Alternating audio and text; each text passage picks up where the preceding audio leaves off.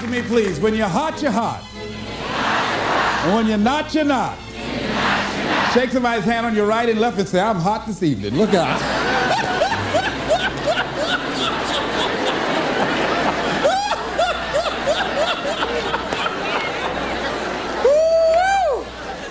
Let me tell you something.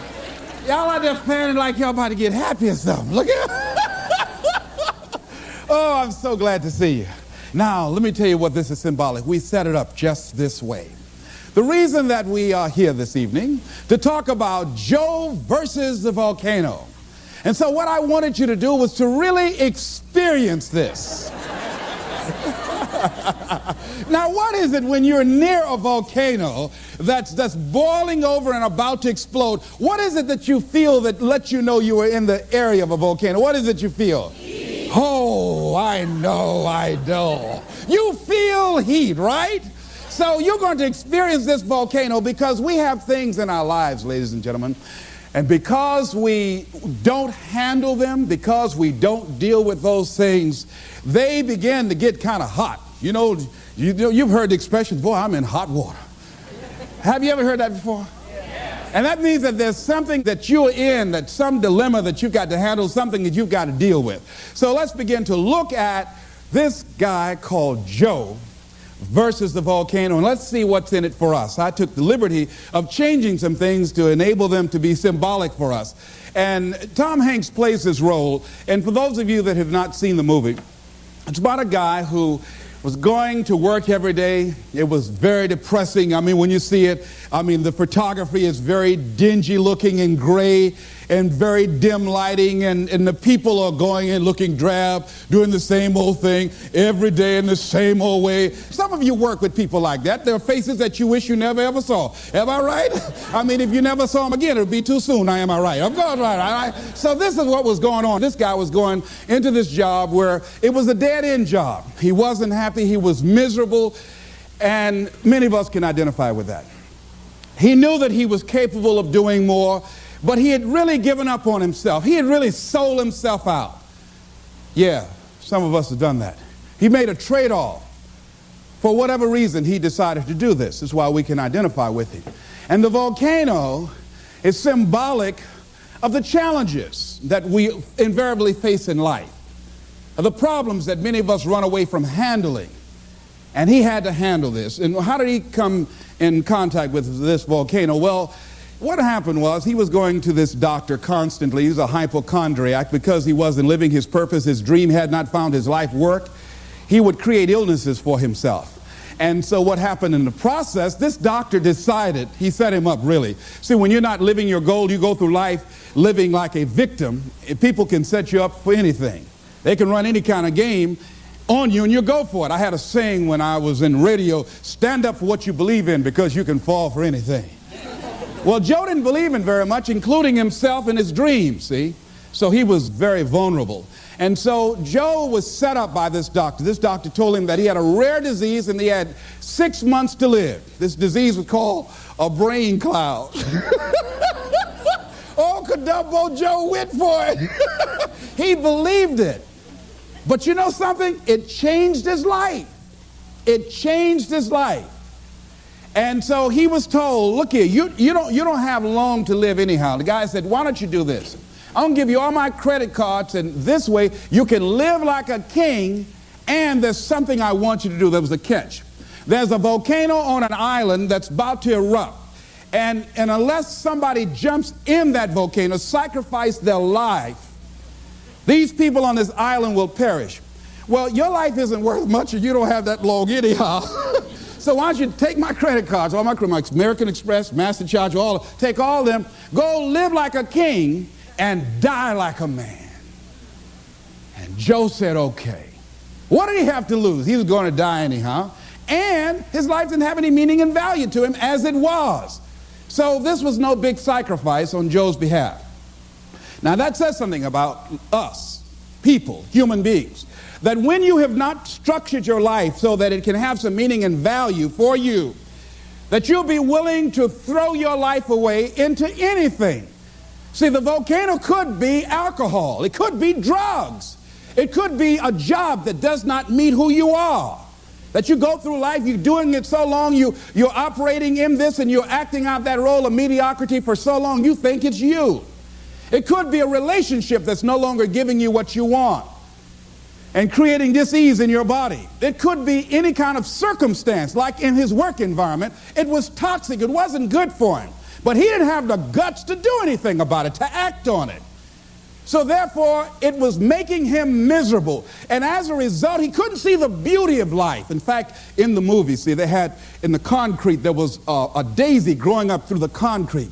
But people were so caught up in the depression and the gloominess of life, they couldn't even see the daisy when somebody just stepped on it one day.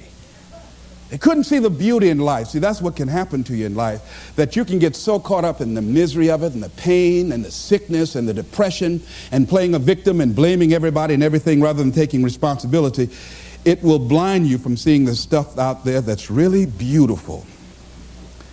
That's what Henry David Thoreau meant when he said that most people go through life in quiet desperation. They're miserable. I have friends been married for years, live in 2 different rooms. Why would you live like that? I mean, miserable, don't even talk to each other, grumble.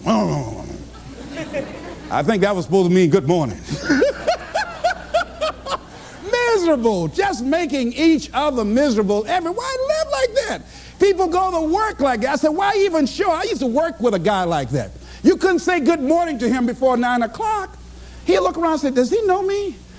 Anybody know me? No, you don't talk to me before 9 o'clock. I don't play that, all right? I mean, there are people like, how many ever work with people that are just grumps? Raise your hand, just miserable. Why show up? Come in complaining every day. The best day on the job is when they're absent. Am I right? So this is where Joe was. So this doctor told Joe, hey man, you're going to die with this brain cloud. And you know something? All of Joe's other illnesses left. Joe decided to live. Joe decided to live his life. Now that is interesting. A psychiatrist did a study and he was talking about how his patients reacted when they got information that they were going to die immediately. He said that many of these patients that had gone through years of therapy that should have been making decisions about their careers, or about their marriage, or about their circumstances, and somehow or another they were stuck and didn't have the personal power or the wherewithal or the willpower to act in their own best interests. But when they were told, listen, you've got 3 months to live, or you got 6 months to live, all of a sudden these people who were initially victims or powerless, all of a sudden they started acting in their own best interests. They started living their lives. And it's amazing to me that what a paradox, that once people are told they're going to die, all of a sudden they start seeing the daisies in life. They start seeing the beauty in life. I remember it's a monologue, and it's called The Last Mile. It's a monologue about a guy who was sentenced to die in the electric chair for a crime that he did not commit. And he was pleading to the jury to understand his case. And I remember one of the parts of the monologue where this guy talking to the jury and talking to himself and going the whole gamut of emotion. And I remember something he said that struck me right now. He said, you know, he said, it's queer, ain't it? How even though life has done you wrong, somehow you still want to live. He said, you'll never again find me complaining about life has given me a short deal. No, I just want to live. I'll take the park benches, the crumbs, anything. I just want to live. But they're not going to let me, are they? All of a sudden, this guy who before, from Sloats Corner, Indiana, never really cared about life. All of a sudden, now that he knew that his life was going to be taken away for a crime that he did not commit, he wanted to live. It's a very passionate, powerful monologue. I used to read that quite often and study that. So what is it that we can begin to do? Do we have to get a pronouncement that we only have 6 months to live in order to decide to live? In order to live in a spirit of integrity? See, most of us go through life living a lie. The Platters had a song, oh yes, I'm the great pretender. What a beautiful voice. Oh, don't faint. It's okay. It's all right. It's all right. Whew. Now I hit that note, it just gives me a chill. But anyhow, that many of us go through life being great pretenders. We should get an Academy Award. Pretending that we're happy, pretending that we're content, pretending that everything's happy and gay and carried away. And that's not the way that it is. Going through life feeling that we can't do anything about our situation like Joe did. But when they told Joe he was going to die, Joe became a new person, went back to work, and the young lady he'd been wanting to talk to for a long time, he said, hey, I want to take you out. He wasn't worried about rejection. Joe had his eyes on her. He said, Lord is my shepherd, I'll see what I want.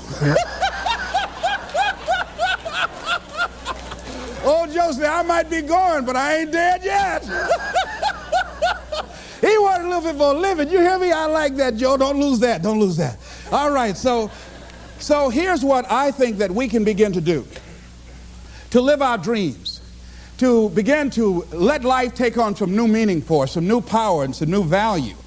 Is to begin to look for the daisies in your life right now where you are. Regardless of what's happening to you, regardless of what's going on with you, begin to look for some beauty in it. Begin to look for some lessons that you can learn from where you are and what you're going through. See, the volcano. See, when Joe jumped into the volcano, and he eventually did that with a young lady that fell in love with him, they were thrown out of the volcano and they survived. Think about that. Now, see, I think that when you decide to take a leap and you handle the challenges that you're facing, read something about fear. That's one of the things that keeps us from beginning to live life. Here's what happened. This guy, John Rogers, wrote that. He said, when people take the courage to journey into the center of their fear, they find nothing. It is only many layers of fear being afraid of itself.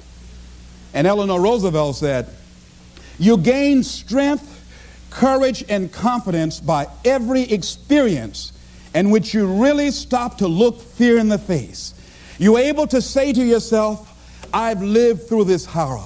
I can take the next thing that comes along. You must do the thing you cannot do. See, that's what the volcano is. It is the thing that we cannot do. And because it is that, we must do that. Once fear is acted upon, the death of fear is certain. So what volcano you have in your life? Let me ask you some questions here. If you had 6 months to live, what would you do differently with your life? What would you do differently? Would you have the same job?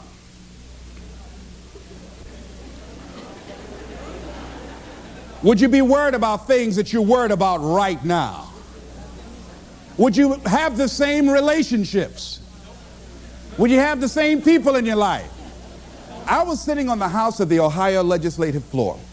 I'd just been elected for the 3rd time as the chairman of the Human Resource Committee, powerful, prestigious position, and I was reading a book on how to manage your time in your life, and it talked about what are your long-range goals 2 to 3 years from now, what are your short-range goals, 6 months goals, and then it said, if you had 3 months to live, what would you spend your time doing? So I wrote down I would spend my time, one thing, I would resign from the legislature, I would go back to Miami, and I would buy my mother a home, something I'd promised myself that I was going to do, and I had continued to procrastinate and put all kind of reasons why I couldn't do it. And, you know, I wanted to make sure that she was financially secure, my children would be financially secure. And I would do lectures, and I would go around talking to people and working with kids. That's what I said I would do. Then it turned to the next page, and it says, for all you know, you don't have 3 months to live. You might die today. So whatever you wrote on the last page, you want to spend as much of your time doing that today. So I looked at Mr. Vern Rife, the Speaker of the Ohio Legislature, and I said to the guy on my right, State Representative Mike Stenziano out of the Ohio State District, I said, Stenzi, 25 years from now, who would care what legislation we passed?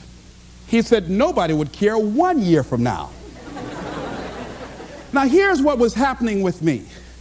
I came to the Ohio legislature with great expectations. There are things I wanted to do. I wanted to make a change in society. I wanted to make an impact. But I was just disillusioned after being there for a while. I introduced some legislation that I'd worked months to get this legislation passed, got it out of subcommittee, voted to the major committee, and then went from there to the reference committee, and then they introduced it on the Ohio legislative floor. And this legislation was designed to provide protection for senior citizens and poor people who bought money orders. People buy money orders thinking that it's cash. But what they did not know, that there's no bond or insurance security in the event that the money order company files bankruptcy. And so this company filed bankruptcy and just left a lot of people just holding worthless paper. So I wanted to introduce some legislation so that senior citizens would not be victims of this anymore. After months of hard work, after introducing the bill and having the votes lined up, guy raised his hand. Mr. Speaker, Mr. Wright said yes. He said, I'd like to introduce the amendment for Mr. Brown's bill. He said, we will hear the amendment. He said, I'd like to amend it and change the word shall to may. I said, excuse me, Mr. Speaker, may I speak, please? Yes. I said, ladies and gentlemen of the Ohio legislature, this legislation is not something we wanted to make it optional to provide protection for Ohioans and senior citizens. We want to make it mandatory. And then this guy said, no, Mr. Speaker, I just think that he's taking it a little too far. This is an honorable gesture on behalf of the state, but he's taking it too far. Let's make it optional and leave it up to the goodwill of these money order companies to provide for the protection. Let's have the vote. And they had the votes, and I lost. And I said, oh, wait, this is not why I came here. And then all of a sudden, this job that at one point had meaning to me and value, it no longer had that for me. And all of us have had some experiences where you went to a job and you were excited about that job. Boy, it had so much promise, and then you got there, and so much you wanted to do. You thought it was an opportunity for upward mobility and growth and development and expansion. And all of a sudden, after you got there, you found out it was nothing but a glorified cubbyhole. Old grave with no dirt on it. So it became very depressing going to work. And so that's what happened to this guy, Joe. And a lot of us have done that before. I used to get my headache stop throbbing on Sunday afternoon after the Sunday afternoon football game, a basketball game. I just hated to go to work. Some days I just drive by just for nothing, just drive on by. I came back, though. I came back. Because I had bills. I came back, you know. Many of us stay in relationships like that. I had a friend talking to. She said she was so miserable in her marriage that one day she went home. I said, when did you get your divorce, Norma? She said, she said, I went home, put the key in the door, and she said, I couldn't go in. She said, I was so depressed, had so much pain in my body. She said, I couldn't just walk in. She said, I dropped to my knees. She said, I had to crawl in.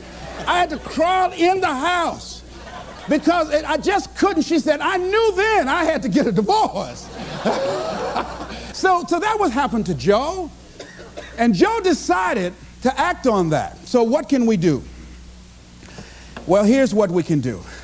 Wherever you are, decide that you're going to focus your time. I lost my job in broadcasting, and it was a major blow to me because broadcasting was all that I had. That's all that I knew. I'd been doing that for like 15 or 20 years, and that was my specialty. But because I was so controversial and couldn't keep my mouth closed, I lost my job. You know, and so it was a depressing time for me, and I could not find a job immediately. No one would hire me locally, and because I was good, and I would send off my audition tapes to other radio stations, program directors would hear it, and they wouldn't bring me in. I was a seasoned veteran. So you have that experience. If you're real good, many people will perceive you as a threat, and they won't hire you because they want somebody that they can control, and they don't want anybody in there that's going to outshine them. See, sometimes being good can be a liability to you. Am I right? Sometimes women have to scale down their ambitions and drive and what they can do in deference to men's egos. So what I did was, in the meantime, in the between time, I started focusing on my flowers. I got into flowers. See, they say when I was a kid that an idle mind is the devil's workshop. You know, that's true. See, if you don't have anything on your mind, you know your mind can play all kinds of tricks on you, you know. See, when I wasn't busy, sometimes I wanted to call Bert Childs. I said, Bert, can I get my job back? My mind was saying, well, if all you had to do was just keep your mouth shut, now you unemployed. Running your mouth, walk, walk, walk, walk, walk, walk, walk, walk. Why didn't you just shut up? They told you to shut up. Man told you you're going to get fired. No, you had to keep on talking. Oh, ego, ego, ego, ego. Now you're unemployed. Won't nobody hire you because your mouth too big, mouth too big. Stop beating myself up. Why didn't I shut up? Boy, you're right, you're right. You know the voice. You ever talk to yourself? Raise your hand. You know what I'm talking about? You ever talk to yourself? So I just kept busy. I started working on flowers. I got it really into flowers. I knew my flowers had names for my flowers. Grow real good. I'd talk to them. Hello, how are you today? Oh, you're beautiful. I want you to rise. People would bring their flowers over to me that were dying and wilting. I would speak to them and say, rise. Those flowers straighten up like that. That was phenomenal, all right? Then the other thing is I did a lot of volunteer work. I'd go to the hospital and I'd read the Bible to people. And I would go to friends whose parents perhaps were ill or facing a challenge, and I'd talk to them. I became involved in all kind of community volunteerism. So I'm saying that if you're going through a challenge, not that you've been laid off, but the universe has given you an opportunity to find your real true making on the planet, then use that time wisely. Volunteer, give yourself away. My high school teacher, Charles L. Williams, said something I love. He said, love and happiness are like perfumes. You can't sprinkle it on others without getting a few drops on yourself. Isn't that beautiful? See, what you give is what? What you get. All right, repeat after me, please. I'm going to give my life away. Because what you give is what you get. Shake somebody's hand on your right and left and say, share some happiness.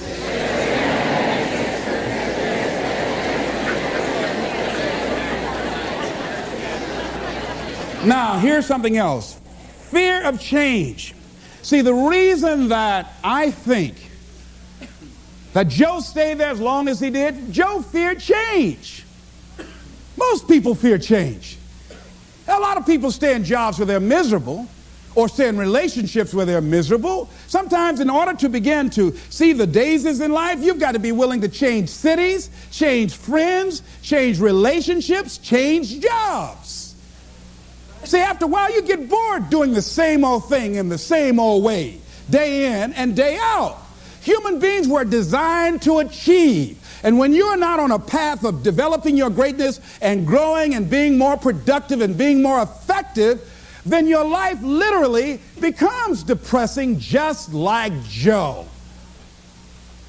So Joe was resisting change. And as a result of resisting change, Joe made some trade-offs. See, this psychiatrist talked about the fact that these people who had been on his couch for months and years, not being able to make decisions about things, but when they found out that they were dying, they got up and started making all kinds of decisions. They decided no longer to sell out.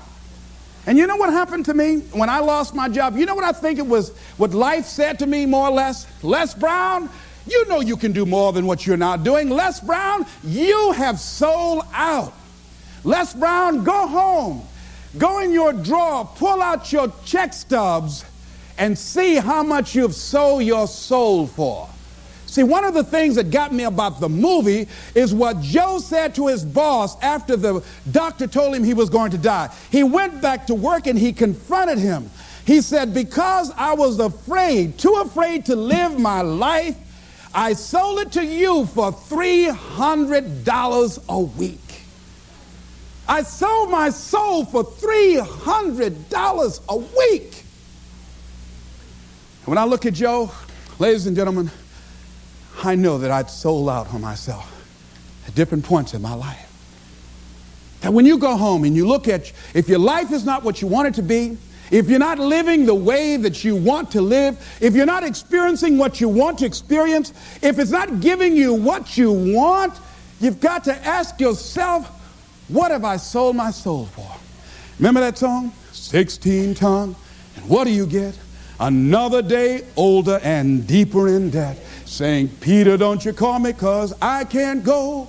I owe my soul to the company store. Oh, no, this is not Luther Vandross tonight. No.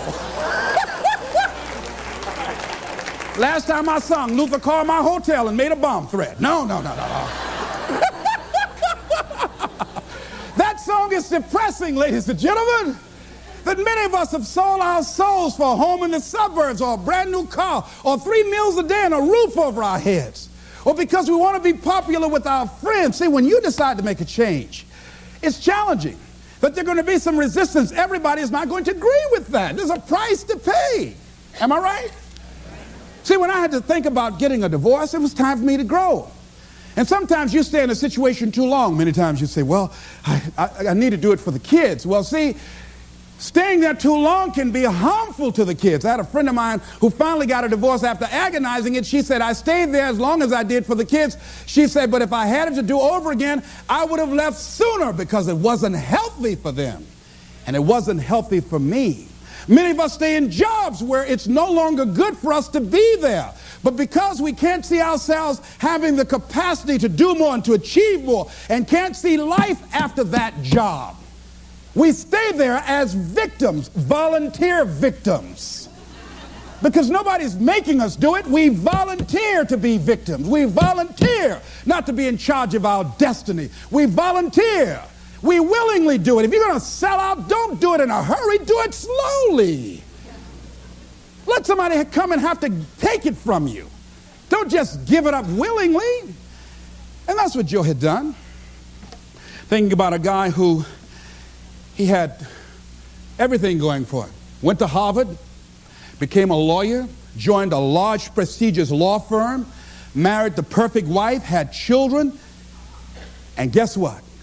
He was going through the motions day in and day out, but it wasn't giving him what he wanted out of life. He was going through an act. He was acting out a role. And one day, he couldn't get out of bed. He was just there in bed, couldn't get up, paralyzed. They got the doctors. They looked at him, examined him from head to toe, and said, there's nothing physically wrong with him. Get up, John. Come on, get up. He couldn't get up. He stayed like that for months, had to take therapy. See, because there was dis-ease, there was conflict in his body. Many times when life calling on us to change and to grow and to expand, we said, no, I don't want to hear that. No, we resist that. So we can go back to that lifestyle of mediocrity. We resist that change, that growth. We go back so we can go back to sleep. Winston Churchill said that truth is incontrovertible. Malice may attack it, ignorance may deride it, but at the end, there it is. Carlyle said, truth crushed to earth shall rise again. And we know Scripture says, ye shall know the truth, and the truth shall set you free. But the truth that will set men free is the truth that men don't want to hear. See, we don't want to hear. You got to change. You got to take responsibility for your stuff. You got to clean your act up. You are not your act. You need to get your life together. We don't want to hear that. We want to talk about the circumstances. We want to talk about how bad things are, why we can't do it. See, that's where Joe was. So what we have to do is decide to live with integrity in our relationships and the things that gives our lives some meaning. Stop pretending and decide to become real. Decide that we're not going to trade off, because we don't realize what we have in our hands.